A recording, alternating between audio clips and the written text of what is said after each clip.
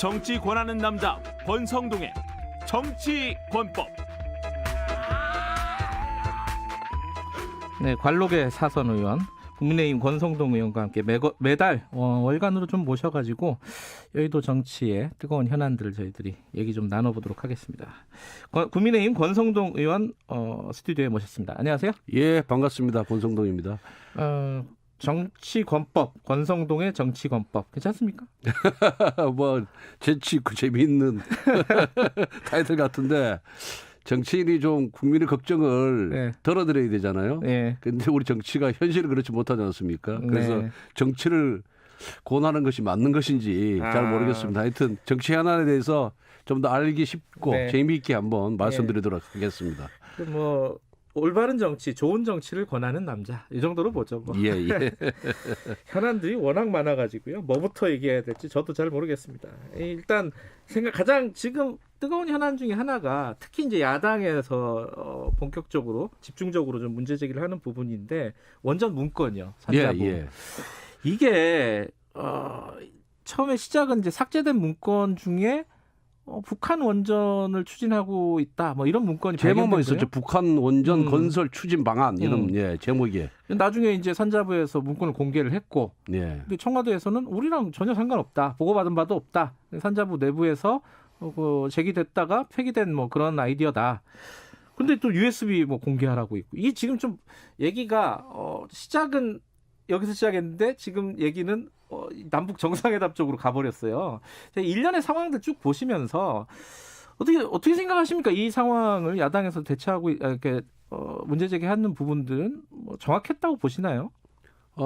야당이라는 데가 정부 접근권이 없잖아요. 네. 그런데 뭐 여당과 정부는 다 정보를 갖고 있고요.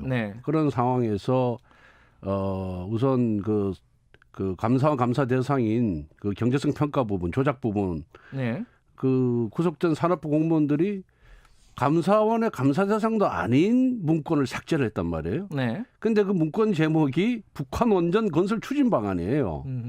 그것만 갖고 있는 상태에서 SBS에서 보도가 됐고, 야당 입장에서는 아니 탈원전 하겠다는 문재인 정부가 북한의 원전을 지어주는 것을 검토를 해? 이거 이상하다. 뭔가 1, 2차 남북 정상회담 과정에서 뭐 북한의 전력을 지원해 주겠다. 또 뭐 USB를 건넸다. 신경제 구상으로. 뭐 이런 얘기도 있었고. 그다음에 김정은이는 그 전후에서 북한의 원자력 발전 건설 능력을 키워야 된다. 이런 발언을 여러 차례 하고 심포리를 또 방문했단 말이에요. 경수로 부주했던 심포리를.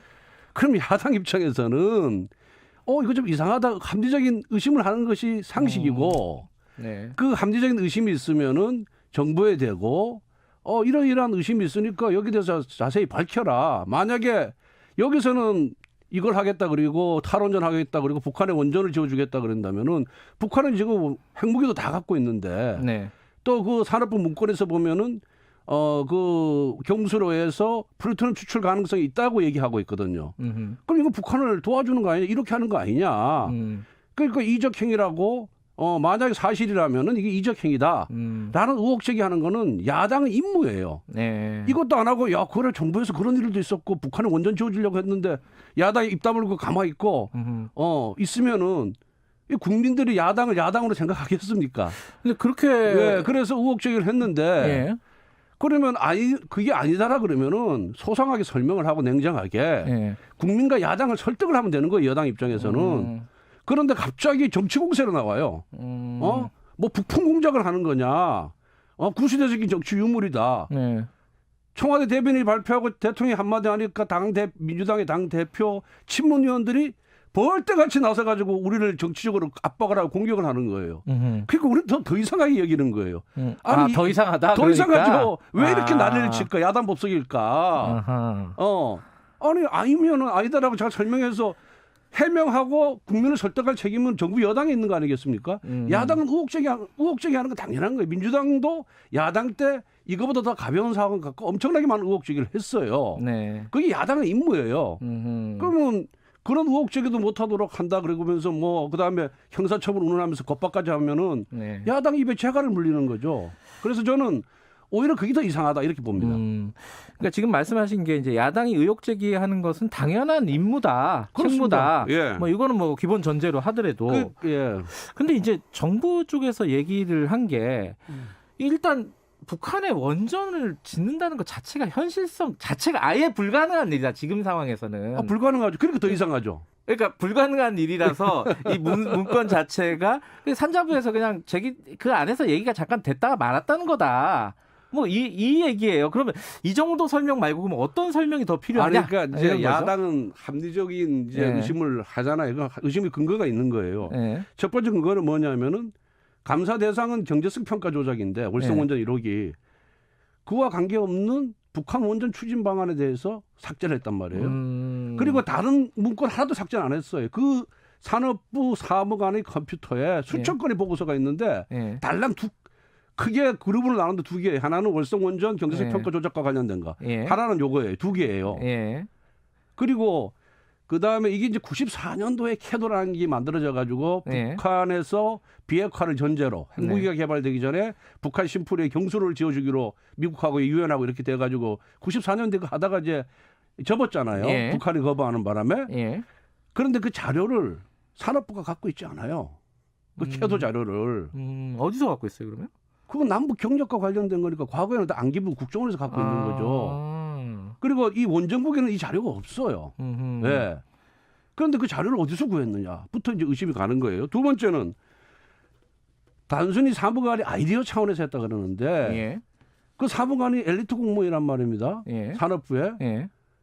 유엔이나 미국의 대북 경제 제재 때문에 북한의 원전 건설하기 불가능하다는 걸 알고 있어요. 알고 있겠죠. 그리고 그런 거 검토해봤죠. 그다음에 이 정부는 문재인 정부 탈원전 정부예요. 그런데 북한에 지어주겠다는 걸 아이디어 차원에서 하겠냐.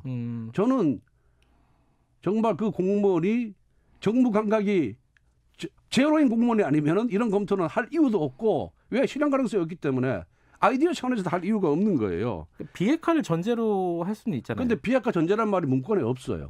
그다음에 그런 비핵화 전제를 한다 하더라도 북한의 비핵화 전제를 하더라도 상부 지시가 있어야지 가는 거예요.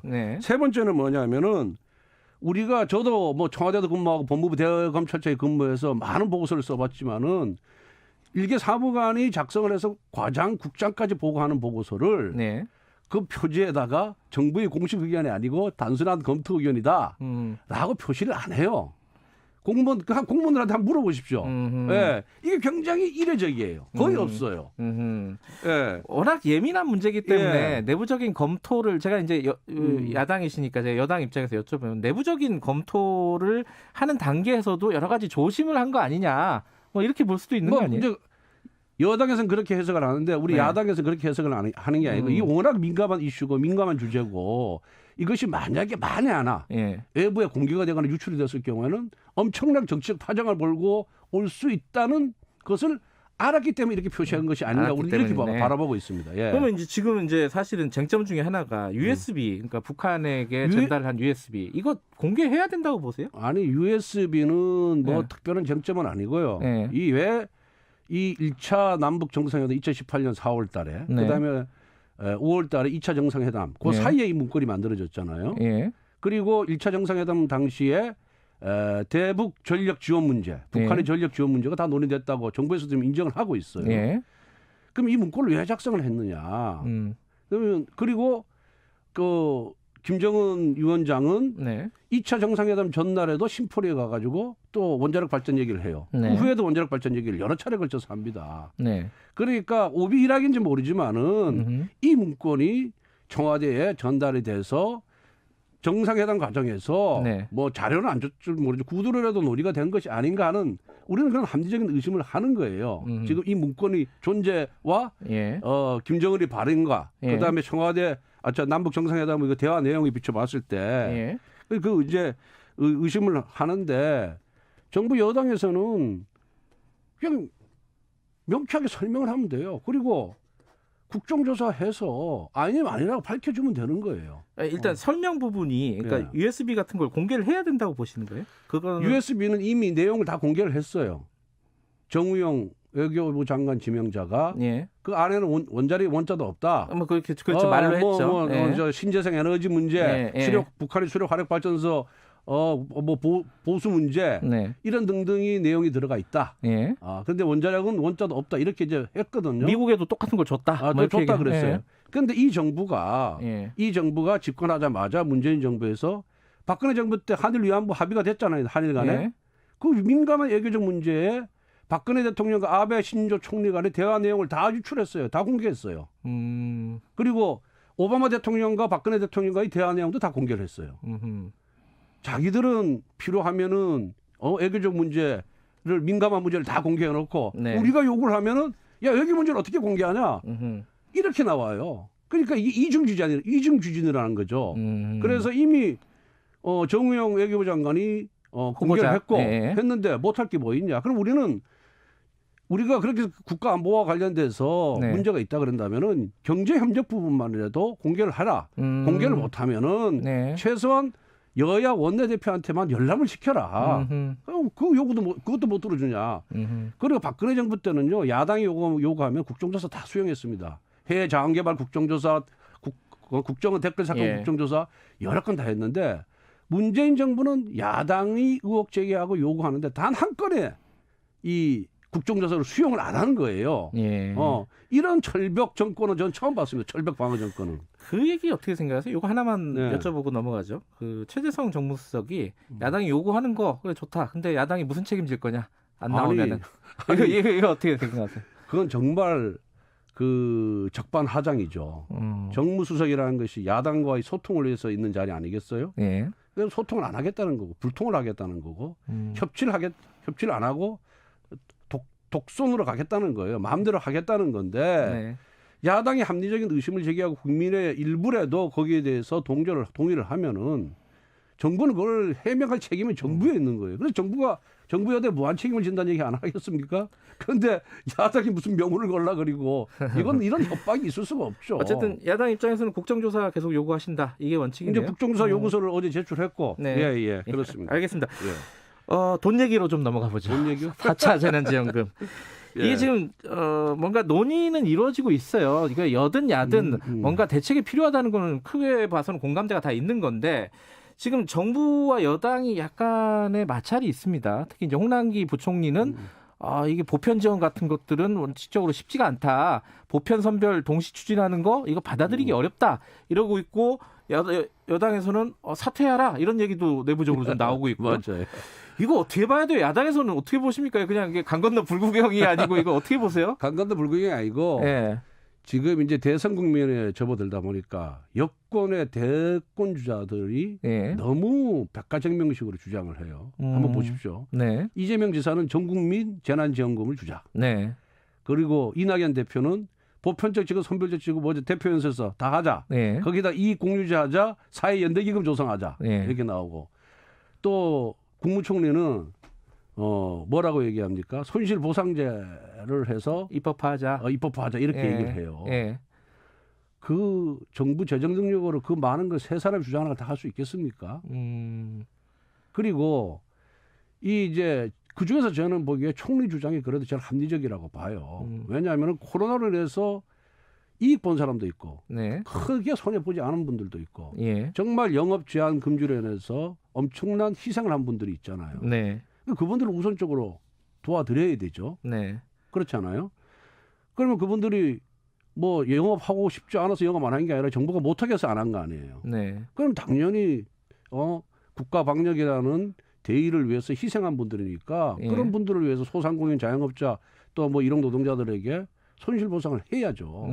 그 입법화하신 거에 대해서는 찬성하시는 거예요? 그런데 입법화가 굉장히 시간도 많이 걸릴 뿐만 아니라 입법화하게 되면 조사하는 데 시간이 너무 많이 걸려요. 그러니까 이제 아이디어 차원에서 이렇게 냈는데 저는 제일 불만이 뭐냐면은 정부 여당이 과거에는 이렇게 안 했어요. 어떤 특정 제도를 만드는 정책을 설계할 때는 당정 협의를 통해서 충분하게 숙고를 한 후에 거의 완성된 정책과 제도를 제시해요 국민들한테.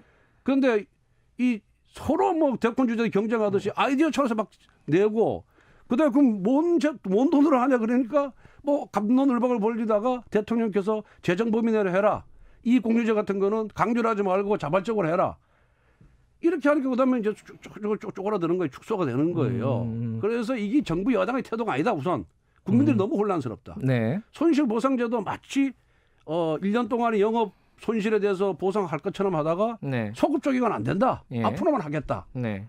이러니까 자영업자들이 좋다만 꼴 아니겠어요. 그 양반들도 불만을 버티는 거예요. 그러니까 손실보상제라는 건 뭐냐. 헌법상의 손실보상제라는 거는 공공의 필요에 의해서 재산권이 제한된 경우에 법률로서 정당한 보상을 하게 돼 있어요. 네. 손실에 대해서. 예. 정당한 보상이라는 건 뭐냐면은 헌법재판소 결정에 보면은 완전한 보상입니다. 손실 전액을 다 보상하는 거예요. 그 손실 전액을 보상하는데 손실을 어떻게 측정할 것이냐, 어떻게 평가할 것이냐, 원칙과 기준도 어렵고 네. 그 손실을 평가하는 사람들도 엄청나게 필요하고 시간이 엄청나게 많이 소요돼요. 그래서 그 정신만 손실 보상의 정신만 받아들이고 이 손실 보상제를 입법화하고 제도화해서 하는 거는 자영업자들한테 도움이 안 된다. 그분들은 한시가 급하잖아요. 예. 그래서 특별 지원 형태로 그분들에게 모든 국민에게 다 지급하지 말고 예. 손해를 보지 않은 국민들은 좀 참으라 그러시고 예. 큰 손실을 본 자영업자들에게 3배, 4배, 5배를 줘라. 근데 그것도 돈이 많이 들 텐데. 들죠? 예. 그러니까 그 정도는 써도 된다는 전 건가요? 국민에게 10만 원 주지 말고 이게 그런 거 빼고. 30%라면은 예. 그러면 30만 원 주든 40만 원 줘가지고 실질적인 도움이 되게 하자라는 것이 저희 당의 주장하고 제 개인적인 의견입니다. 근데 한 말씀만 더 여쭤보면은 네. 그 여당 내에 이런 얘기를 해요. 아니 전시 상황에서도 재정 타령할 거냐? 지금 코로나랑 전시 상황 아니냐? 재정을 지금 써야 될 때 이게 망설이다가 실기한다. 아니 그래서 우리가 쓰지 말라는 게 아니라 우리도 손실 보상하는 건 동의하고 빨리 줘라. 그리고 좀 더 많이 줘라라는 것이 우리 당의 입장이에요. 그리고 주되 그냥 손쉽게 국채 남발하지 말고 지금 금년 예산 중에 이게 불효불급한 예산 급하지도 않고 중요하지도 않은 예산을 절감해서 재원을 만들고 그래도 부족하면 국채 발행하자라는 것이 저희 당의 입장입니다. 알겠습니다. 선거 얘기 오늘 뭐 여러 가지 얘기가 준비가 돼 있었는데 말씀이 너무 이렇게 올라가다 보니까 우리가 많이는 못할 것 같고 선거 얘기 조금만 더 해보죠. 부산 선거, 해저터널 이게 좀 논란이 있습니다. 이게 우리나라한테 도움 되는 거 맞아? 뭐 이런 얘기 있어요. 이거 어떻게 보세요? 그것도 저는 이제 여당에서 민주당에서 가덕도 공항 법제화해서 해주겠다라고 먼저 선점을 했잖아요. 그래서 우리가 거기 플러스에다가 해저터널 얘기하니까 이거 더 해주네. 좀 배가 아픈 거예요. 그런 거라고 보세요? 여론은 그거 프레임을 거는 거예요. 프레임을. 프레임. 네, 저는 프레임은 국민의힘도 많이 걸자고 문건에 있던데. 그러니까 그거는 뭐 프레임 잘 거는 건 민주당의 특기니까 프레임을 거는 거고. 가덕도 공항도 우선이고 그다음에 해저터널이잖아요. 이것도 엄청난 돈이 수조 원이 들어가는 예산이기 때문에 언제 마무리될지 모르고 해저터널도 장기적으로 검토하자는 건데. 검토하자. 검토하고 하자는 건데 지금 뭐 기술상으로는 문제가 없답니다. 그런데 규슈하고 연결을 하는 거예요. 규슈하고 연결하는데 이 부울경의 경제 규모가 이거 우리 서병수 전 부산시장 얘기예요. 부울경의 경제 규모가 규슈의 경제 규모보다 훨씬 크기 때문에 경제적으로 종속되는 염려는 전혀 없다. 그리고 과거에도 일본의 무슨 음반 들어올 때 김대중 정부 때 그 외색 문화 들어오는데 다 정복되는 거 아니냐? 우리 젊은이들 다 일본 문화에다 흡수되는 거 아니냐 걱정했는데 전혀 그렇지 않잖아요. 너무 걱정할 필요 알겠습니다. 없다. 대한민국의 저력과 국민들의 그런 능력을 믿으면 된다 생각합니다. 하나만 더 여쭤보세요. 지금 투트랙으로 지금 가고 있잖아요. 그 야권의 어떤 경선이라는 게 국민의힘 자체 경선, 제3지대 경선. 근데 안철수 대표가 우리가 A조다. 국민의힘은 B조다. A리그, B리그, 1부 리그, 2부 리그 이런 얘기죠. 어떻게 보세요?